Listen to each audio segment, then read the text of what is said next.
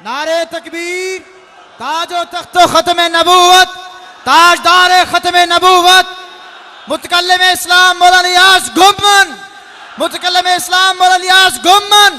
नारे तकबीर। बैठ जाएं, तमाम हजरात बैठ जाएं।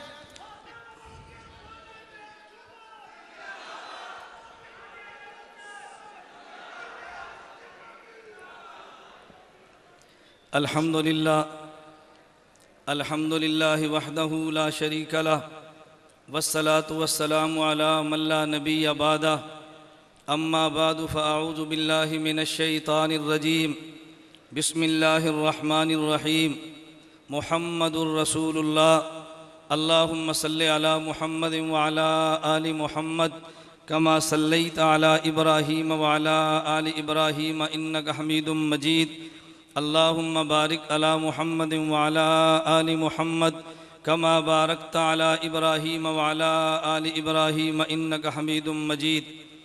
हर इब्तिदा से पहले हर इंतहा के बाद, हर इब्तिदा से पहले हर इंतहा के बाद ज़ाते नबी बुलंद है ज़ाते खुदा के बाद।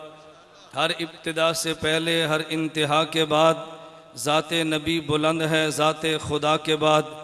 दुनिया में जिस कदर एहतराम के काबिल हैं लोग, दुनिया में जिस कदर एहतराम के काबिल हैं लोग, मैं सभी को मानता हूँ मगर मुस्तफ़ा के बाद।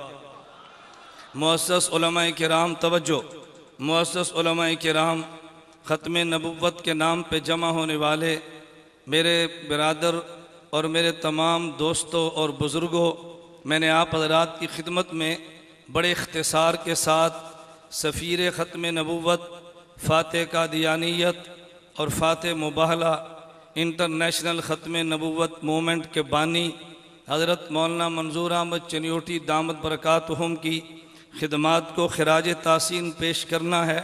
लेकिन मैं उस अंदाज़ में गुफ्तगू करूँगा जिस अंदाज़ में ख़तीब नहीं बल्कि ख़त्म नबुव्वत का वकील गुफ्तगू करता है। मुझसे कबल आपने गुफ्तगू समात फरमाई है, लेकिन मेरी गुफ्तगू का अंदाज़ देवबंदियत की बुनियाद पे होगा। मैं दुनिया में किसी शख्स और मसलक का जो इस्लाम का नाम लेता है उसकी तरदीद पर बात नहीं करता, लेकिन मेरा ताल्लुक़ चूँकि दारुल देवबंद अकाबिर उलमाए देवबंद के साथ है, मैं मुनासिब समझता हूँ देवबंदियत की रोशनी में सफ़ीर अहनाफ की सफ़ीर ख़त्म नबुव्वत की खिदमात को पेश करूँ। मैंने इसके लिए आयत तिलावत की है, मुहम्मदुर रसूलुल्लाह, एक इसमें लफ्ज़ मोहम्मद है सल्लल्लाहु अलैहि वसल्लम, एक लफ्ज़ रसूल है, एक लफ्ज़ अल्लाह है। मैं कहूँगा हमारे ईमान की बुनियाद एक पैगंबर की ज़ात है, एक पैगंबर की बात है। मोहम्मद पैगंबर की ज़ात को कहते हैं, रसूल पैगंबर की बात को कहते हैं। देवबंदियत का अक़ीदा है पैगंबर की ज़ात भी जन्नत से आई है, पैगंबर की बात भी जन्नत से आई है। देवबंदियत का अक़ीदा है पैगंबर की ज़ात भी मासूम है, पैगंबर की बात भी मासूम है। देवबंदियत का अक़ीदा है पैगंबर की ज़ात बेऐब है, पैगंबर की बात बेऐब है। देवबंदियत का अक़ीदा है पैगंबर की ज़ात को मानना भी ईमान है, पैगंबर की बात को मानना भी ईमान है। देवबंदियत का नज़रिया है मोहम्मद को देख तो कोई नुक्ता नहीं, रसूल को देख तो कोई नुक्ता नहीं। इस मोहम्मद और रसूल को बनाने वाले अल्लाह को देख तो कोई नुक्ता नहीं है। पैगंबर की ज़ात को भी खुदा ने बिला ऐब बनाया है, पैगंबर की बात को भी खुदा ने बिला ऐब बनाया है। देवबंदियत का नज़रिया है पैगंबर की ज़ात भी महफूज है, पैगंबर की बात भी महफूज है। क़यामत के दिन तक पैगंबर की ज़ात में तगय्युर भी नहीं आता, पैगंबर की बात में तगय्युर भी नहीं आता। देवबंदियत का नजरिया है जहाँ पैगंबर की ज़ात है वो मकान भी तमाम मकानों से आला है, जहाँ पैगंबर की बात है वो अहादीस भी तमाम बातों से आला है। देवबंदियत का नजरिया है पैगंबर की ज़ात भी जिंदा है, पैगंबर की बात भी जिंदा है।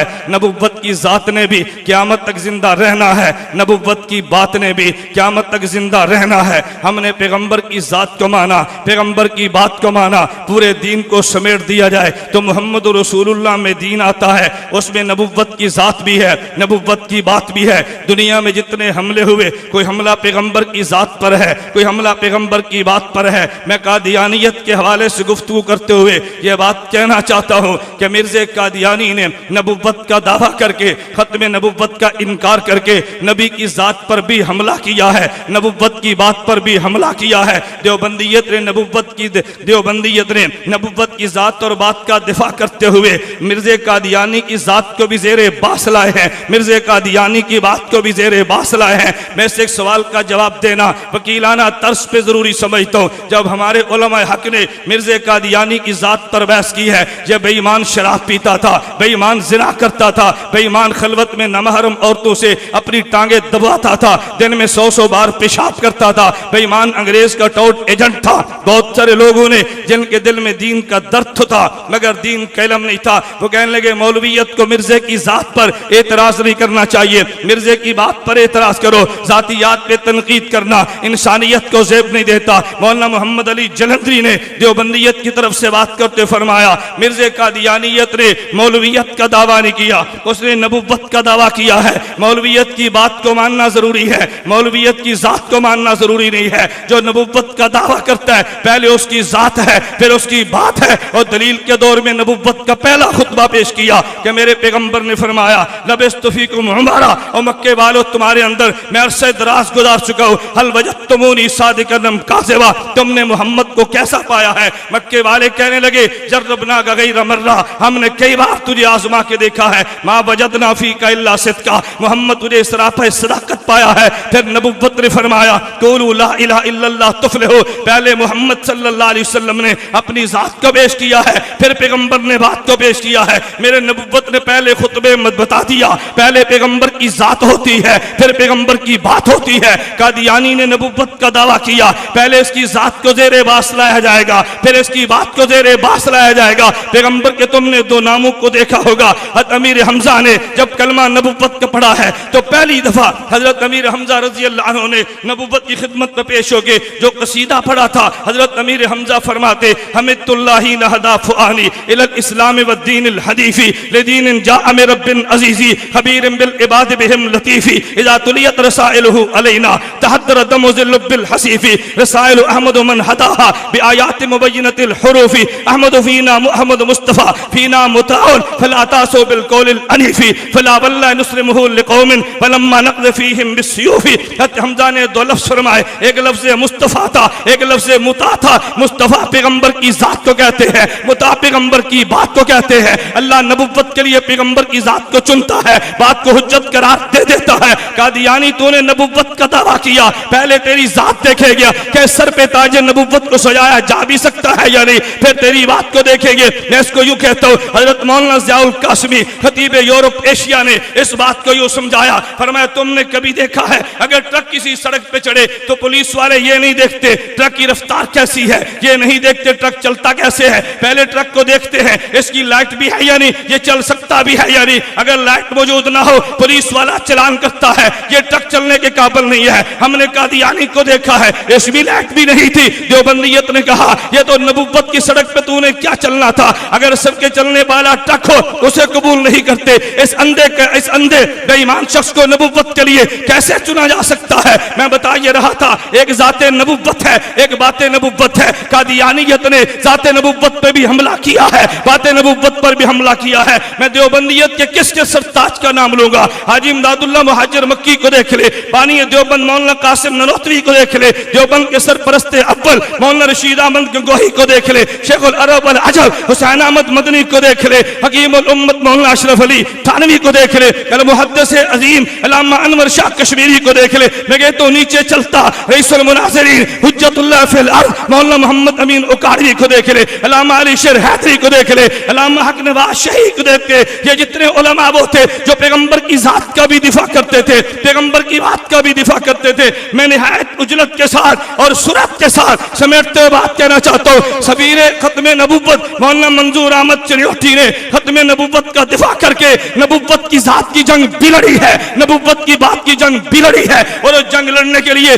कभी अपने जिस्म का भी परवाह नहीं किया। नारोवाल की जमीन इस बात पे गवाह है। गुजरांवाला में मौलाना चिन्योटी रहमतुल्लाह अलैह जा रहे थे, एक एक्सीडेंट में जख्मी हो गए, भी अस्पताल लाहौर में दाखिल करा दिया गया। उधर जलसे का वक्त आ गया, रात को जब डॉक्टर बड़े घर चले गए, मौलाना चिन्योटी फरमाने लगे मुझे एम्बुलेंस में बिठाओ, बिठा नहीं सकते मुझे लिटा दो, मैंने पैगंबर की खत्म नबुव्वत की जंग लड़नी है। अगर आज मैं नारोवाल न पहुंचा तो मिर्जाई कादियानी कहेंगे देवबंदियत नबूवत का बेटा मोहम्मद का गुलाम नहीं पहुंचा, इसी हाल में पहुंचे हैं। 4 घंटे का सफर किया, काजी सड़क से आगे गाड़ी जा नहीं सकती, पर मैं स्ट्रेचर पे मुझे लचा के गांव पहुंचाओ। गांव पहुंचाया गया। मौलाना चनियोटी ने 2.5 घंटे खत्मे नबूवत के गुफ्तगू स्ट्रेचर पे ले गई है। रात को वापस लाया गया। डॉक्टर कहने लगे तुम्हारे जिस्म से खून बहने लगा। चनियोटी तुम क्या करते हो? पर मैं खून तो मुझे मिला, मेरे मोहम्मद के सदके है, ये जितना बह जाएगा मेरा ईमान होगा। इसी गुजरावाला में मौलाना चनियोटी रहमतुल्लाह अलैह का एक्सीडेंट हुआ।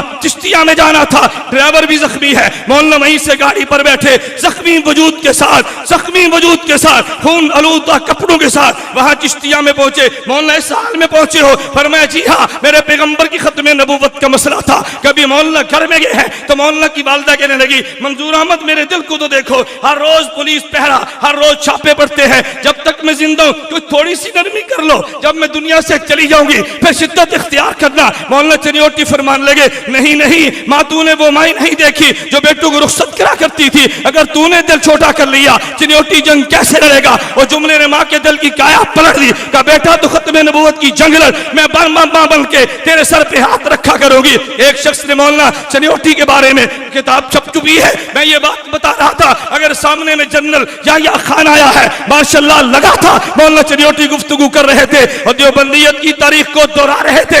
एक जर्नैल ने कहा मंजूर अहमद तुम्हें पता है ये मार्शल्लाह का दौर है, हम किसी बात को बर्दाश्त नहीं करते। मौलाना फरमान लगे हाँ मुझे पता है, लेकिन कैसी हिकमत के साथ बात फरमाई। फरमाया तुम किसी को कहते हो, किसी को कुछ नहीं कहते। कहा जी नहीं, हम तो जो भी कानून की मुखालफत करे हम हर किसी के खिलाफ कानून को हरकत में लाते हैं। फरमाया नहीं जनरल साहब ये बात नहीं है, तुम बाजू को माफ भी कर देते हो। कहा नहीं। फरमाया अच्छा मैं तुमसे पूछता हूँ, मिर्जा कादियानी ने भौंक मारी है, जो मेरी नबूवत को नहीं मानता वो खिंजीर कंजरी की औलाद है, इसके खिलाफ तुमने कौन सा एक्शन लिया है? तुमने उसको माफ नहीं कर दिया। कहा हमारे इल्म में नहीं था, क्या किताब में देता हूँ, तुम इसका एक्शन तो लेकर देखो। वो जनरल शर्मिंदा हो गया, मौलाना को चाय पिला के रुखसत कर दिया। मैं बता ये रहा था कि मौलाना मंजूर अहमद चनियोटी रहमतुल्लाह अलैह ने, मैंने बाकी काबिर उलमा देवबंद का तज़किरा जानबूझ के छोड़ते हुए आज सफीर खत्मे नबूवत की बात की है। मौलाना चनियोटी रहमतुल्लाह अलैह इतने बड़े मकाम पे बुलंद थे, मैं उलमा से कहूंगा, खुतबा से कहूंगा, अपने काबिर से बढ़ के कभी बड़क मारने की कोशिश न करना।